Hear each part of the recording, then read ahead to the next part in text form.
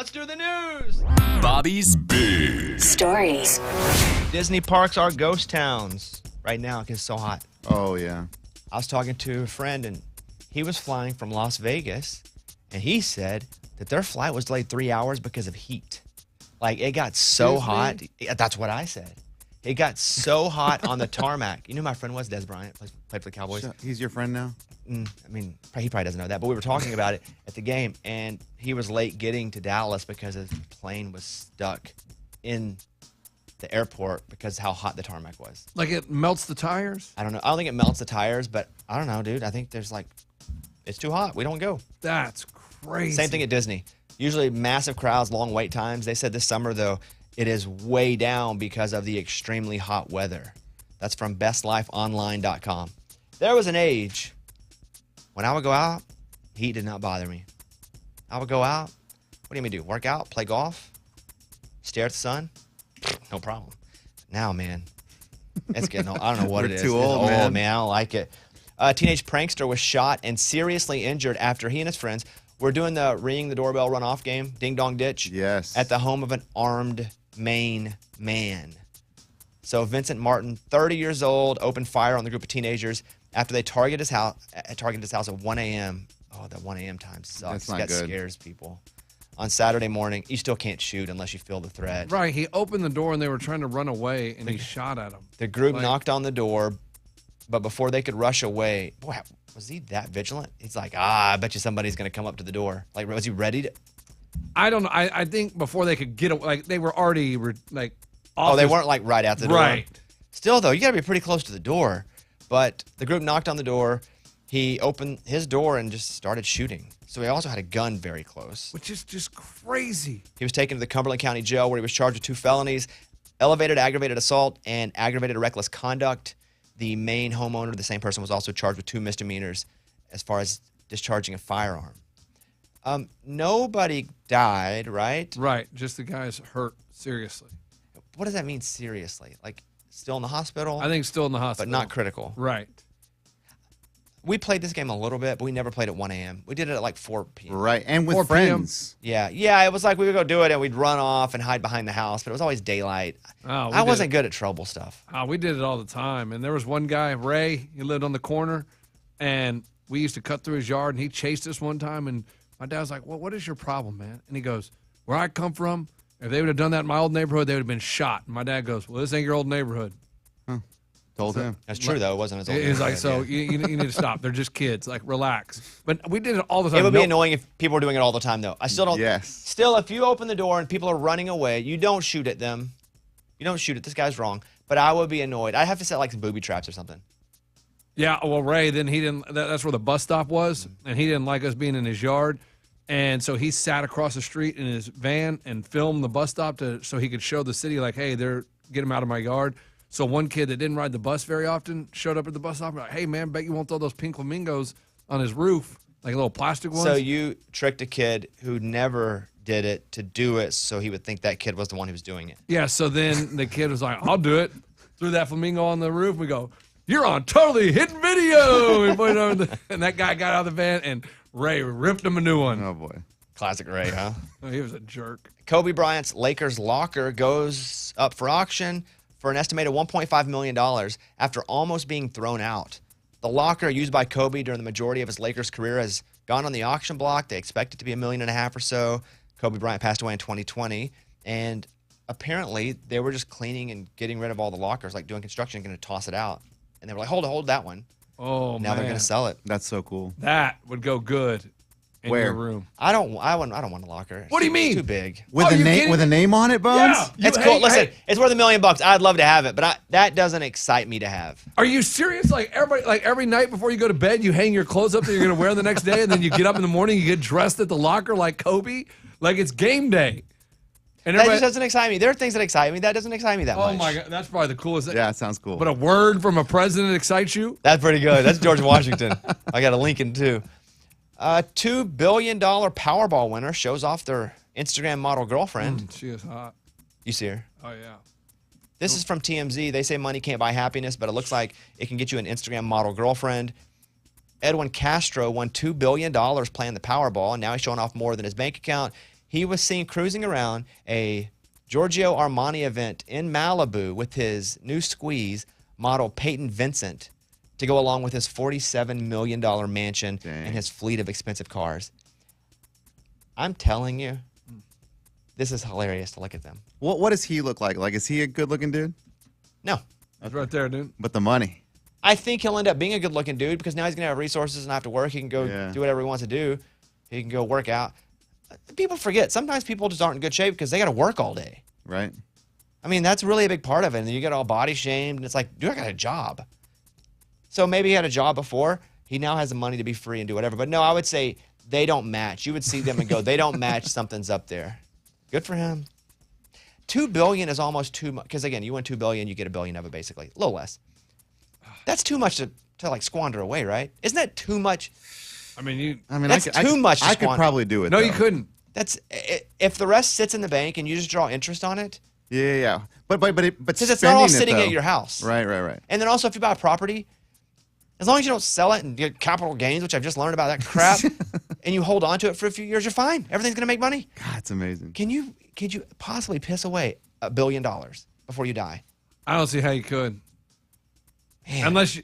imagine winning that. Like parties, Bones. Parties, No, I hear you. planes, No. all that stuff. Eddie, how many parties would you have to throw You don't have that many friends. It'd just to be get us rid of over and $1 over. billion? Just be That's us. a good point. Eddie, we've come over 3 times this week, man. I can't drink anymore. No more. Southwest Airlines says soda cans are exploding on flights across the country, and at least 20 flight attendants have been injured by erupting cans since the start of the summer. That I had no idea of. That's crazy. Why do they Southwest erupt? Airlines says soda cans are exploding on flights across the country because the record-breaking temperatures, what we just talked about, and they're calling them fizzy fiascos. Officials for the airline told the Washington Post that at least 20 flight attendants have been injured by the erupting beverages. We're aware of the issue. Southwest does not serve perishable meals on flights, meaning they don't use refrigerated trucks. So they are warm beverage carts, and they pour it on ice. That's true. Soda cans stored at various airports get hot, and then it goes on a plane, and then they go up, and they're already warm, and they've already suffered, and then boom, they explode at 30,000 feet. That's got to be scary. That's crazy. That's from the New York Post. I would think something bad was happening. Feel like If a all of a sudden, gunshot? boom, on the plane, I can't hold that in. It's coming out. It's coming out of my mouth. It's coming out of everywhere. And then I'll do this because Ashley Monroe, I'm a big fan. Known her for a long time. Great singer, great songwriter. She's one of the Pistol Annies with Miranda Lambert. We talked on the Bobbycast, and she opened up about her battle with cancer.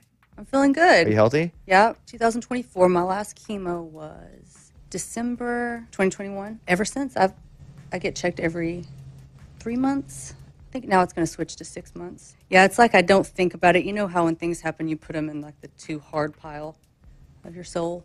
Well, that one's over there. Every time, like the day of my labs and stuff, it's like I put the mask on going to the hospital, and like, oh, it's like your body thinks it's going to happen again. She's awesome. Go listen to the Bobbycast with Ashley Monroe. Hope you get a little bit of time. Go search for the Bobbycast. It'd be super cool if you did. All right, Sam Hunt, Outskirts, Bobby Bone Show.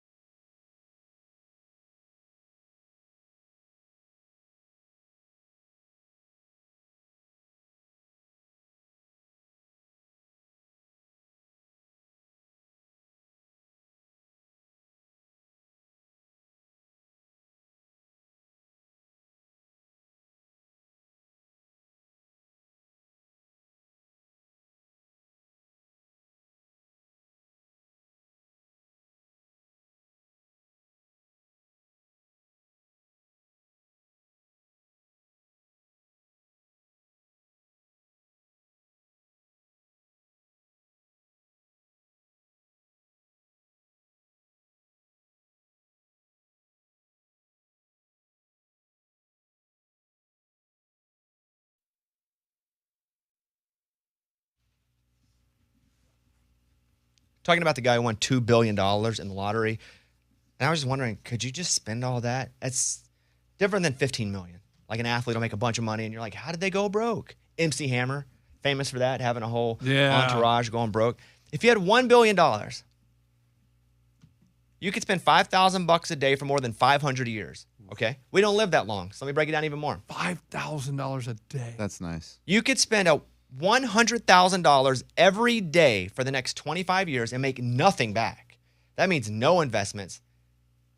And it would take 25 years at $100,000 a day to spend $1 billion.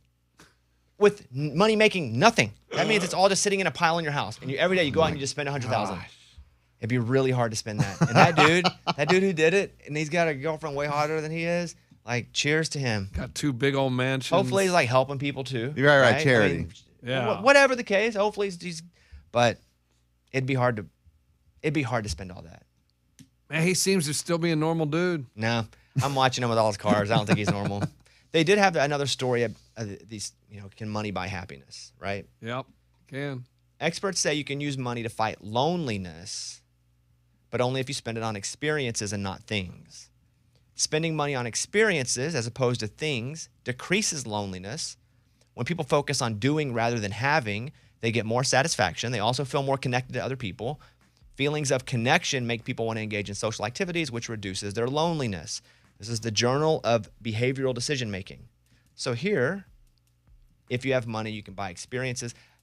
My first version of this was the opposite. When I started to make a little money, I did experiences by myself because I didn't have anybody. So I was like, I guess I'll go to Ireland by myself. You went to places, too, that were like in TV shows. That's the only reason I went. Yeah. Because my whole life, I watched TV, almost never left the state of Arkansas. And I was like, okay, cool. So I went to Hawaii. Mm-hmm.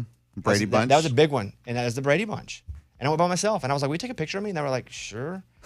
By yourself? Yeah. And what do you do in a picture by yourself? You hold your arms out like an idiot. You're like, I'm here. But so that was the other one. There was another money story because there were 2 money stories that came out about money buying happiness. Yeah, I love money. And I love buying happiness. And you think absolutely. Look at how happy that dude is that won $1 billion or $2 billion. But we don't know how happy he is. Look at how happy he is. Also, I start to think if you have that much money, you wonder, why do people want to be your friend at all? Right. And that probably, it's like. At that point, you don't care. I don't think that's true. I think you're still a human. It's like some of these CEOs like jump out of windows and stuff. Like they make millions.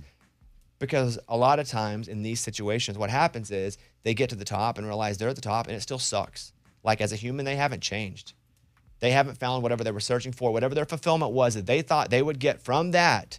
They didn't get it. So like, why do I even have to hang around? Well, see, that's what's crazy. I'm like, hey, you made a lot of money being up there at the CEO. Just quit and relax for a little while.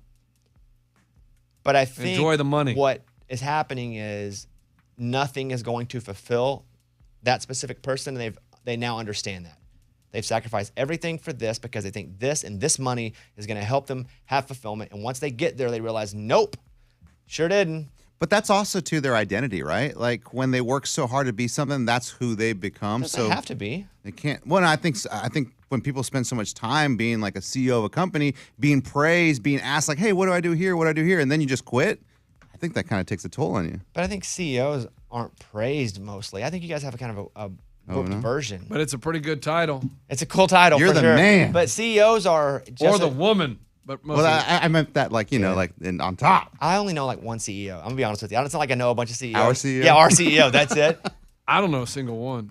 Yeah, it's not really like, there's not a lot to know, I guess. Like everybody I meet, no one's ever told me, hey, I'm a CEO. Like, what do you do? CEO. There's a study from Wharton School of Medicine. And I guess Wharton School, period. I guess not medicine, but the same thing. The research found a consistent positive correlation between an increase in income and an increase in happiness. The data also found that the wealthiest individuals were considerably happier. Despite this, research backs up another study that found that the relationship between a person's happiness and their income didn't plateau around a certain point, which they had thought at one point. Instead, higher incomes are associated with both feeling better moment to moment. I was thinking about this yesterday. And I've asked this question before. Would you rather be Prince Harry or Oprah? And what's the difference? Prince Harry was born with it, knows no other way. His whole life, every second of his life. I feel like the greatest growth for me is because it doesn't matter if it's love, which I finally have, which took forever because I never thought I would get married. Like, and do I find it so special now because I never saw it, never had it? Same thing with being successful in my career. Grew up pretty poor. And like, do I appreciate it that much more than somebody who always had money who has success?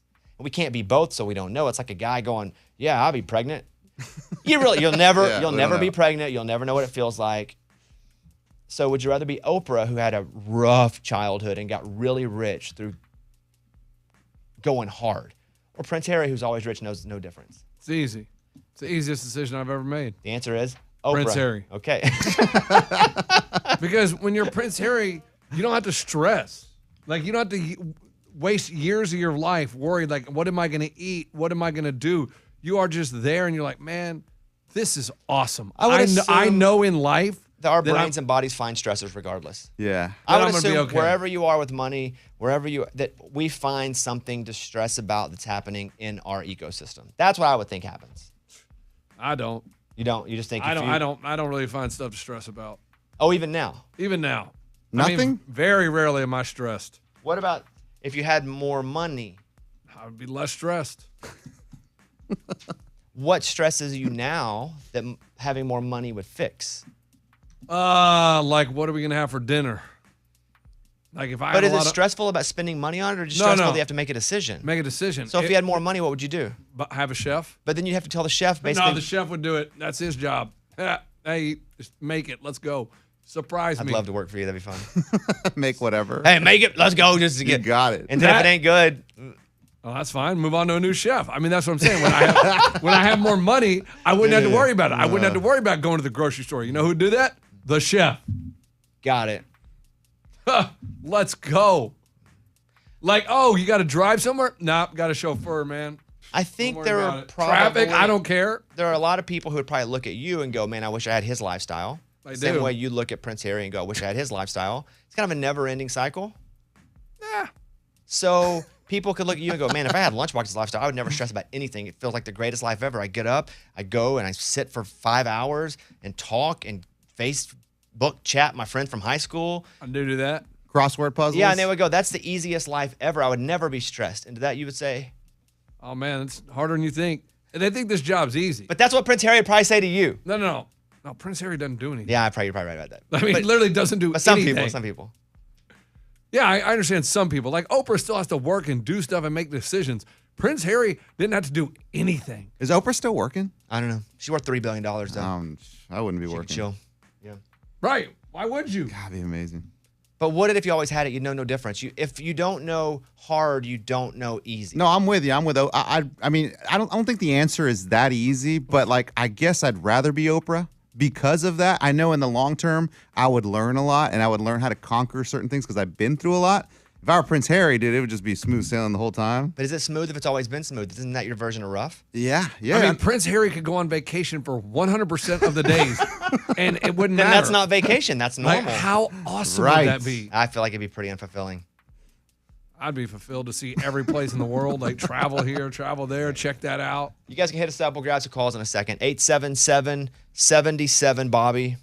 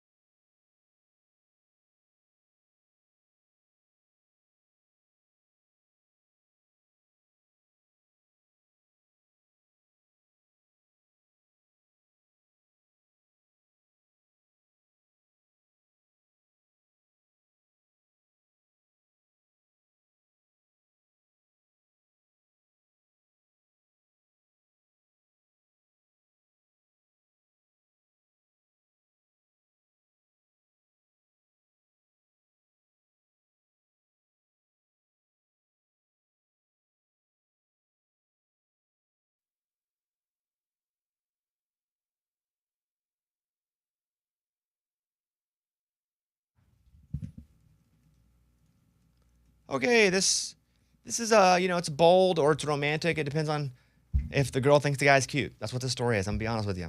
So this dude who works at the airport saw a girl go through, saw her bag. They put your name and number on the bag. You do. So if your bag gets lost, they can call you. Her name was Kirsten. She got a text from a guy named Nate who saw the name on the tag.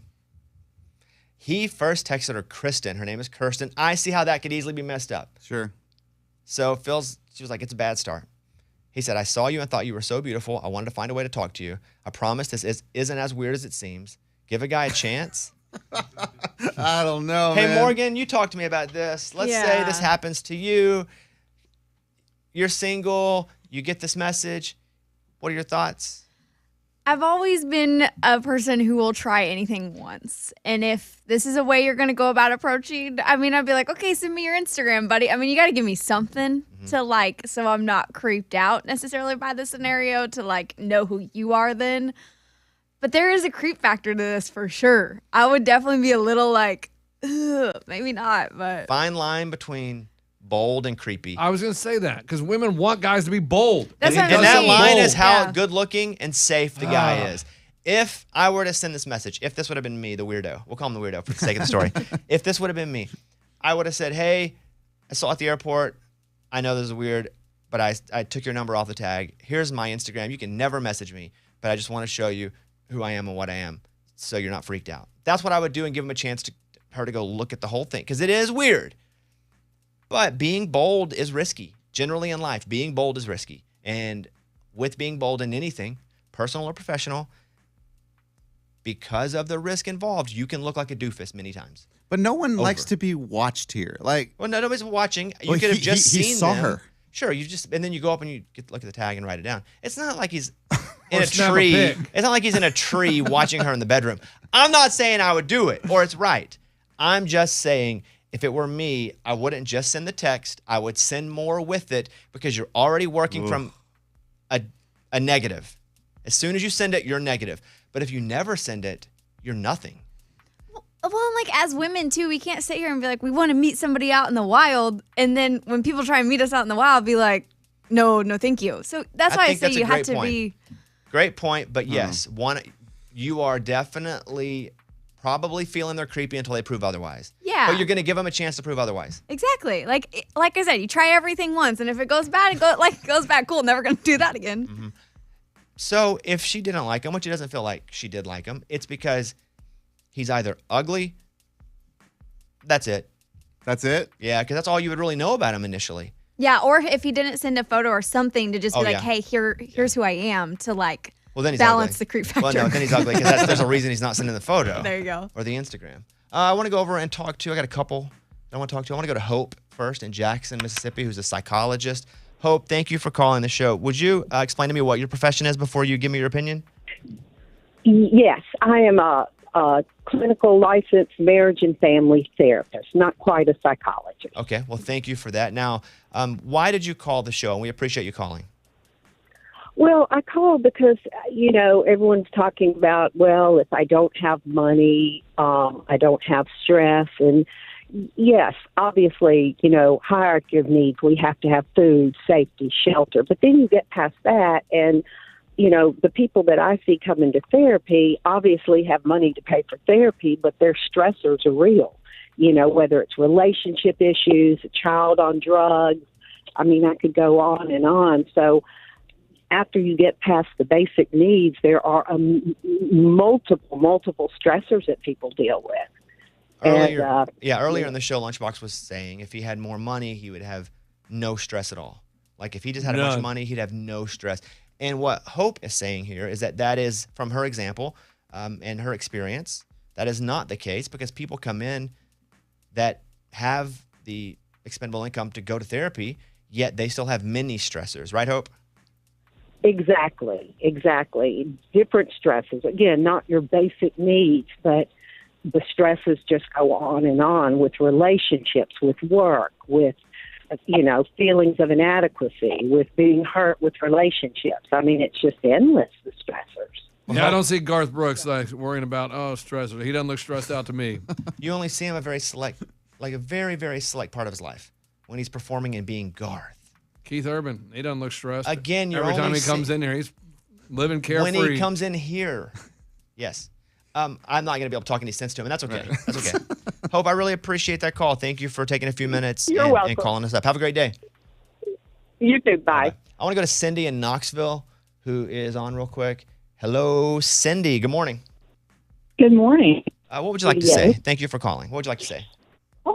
First of all, I've been listening to you guys for years. I love your show. Thank you. But I would like to know, is Lunchbox really as obnoxious as he portrays himself on your show, or do you all pay him to be that way? And what do you mean obnoxious? I don't think I'm obnoxious at all, but please explain yourself. Okay, you portray yourself as an obnoxious, egotistical jerk. I cannot believe that that's your real personality, because otherwise they wouldn't put up with you for 5 minutes. But can you give me an example? I think we all know the example. So this is what I would like to say. I don't have any. Cindy, and this is the God's honest truth. Lunchbox is a good guy, or he wouldn't be here, and we wouldn't have been able to do this show together for how long? 21 years in October. No way. Yeah, it's a long time. That just wouldn't be able to happen. Is he obnoxious? Absolutely. Am I obnoxious in a different way? Absolutely. Am I egotistical? Aren't we all? Well, they come out in different ways. Like mine comes out in a way at times that is a bit more palatable to some people than yours because of how abrasive you can be at times. Is Lunchbox a good guy? Absolutely. Is he a good dad? Yep. Am I egotistical? Heck yeah. Is he in love with himself? Yeah, Sometimes a little much, we feel like. Listen, in life, if you're not in love with yourself, then there's something wrong with you. His communication is just different, so it hits some people the wrong way. But he's also this loud off mic too, except he curses a lot more. That's true. Yeah. So at times we have to be careful with the doors being open because he's out yelling the F word down the hallway, screaming at people. So the answer is yes, but I don't think being obnoxious means you're a bad person. I think Lunchbox is a really good person, or he wouldn't be a part of this unit. But yeah, he could be tough to, deal with. Does she not love sometimes. herself? I don't understand. Well, I think you guys are having like 8 different conversations right now while I'm having this. She said egotistical. She doesn't have an ego? Cindy, would you like to answer that? You don't have to. Go ahead. It's his personality. It's his personality. Yeah, it is. Cindy, thank you. I hope you have a great day. I can assure everybody, if you're broken down on the side of the road and Lunchbox could stop and help you, he would. Now, would he also call the news? Yes, but it doesn't matter. All that stuff is fine. Would he stop and help you? Yes. But he wants a tip, too, on top of that. And he won't tip a waiter or waitress if he feels that they do a bad job. Right. Well, not even a bad job. Like you didn't want to tip because they put the salad in front of your wife and put the steak in front of you when it was actually different. Yeah, it was burger and salad, and I ordered the salad. My wife ordered the burger, and the waiter put it in front of me, put the burger and the salad in front of my wife, and I felt like that was rude. And I'm all about equality, so I was like, you know what? I got to stand up for the women. That wasn't why you just wanted to save money. A woman can't eat a burger? That's just rude. That's not what they were saying. Cindy, thank you for the call. Everybody, thank you for listening. I do assure you Lunchbox is a good guy. It's hard, at times funny, at times difficult, but aren't we all, as he would say? Aren't we all? All right, thank you.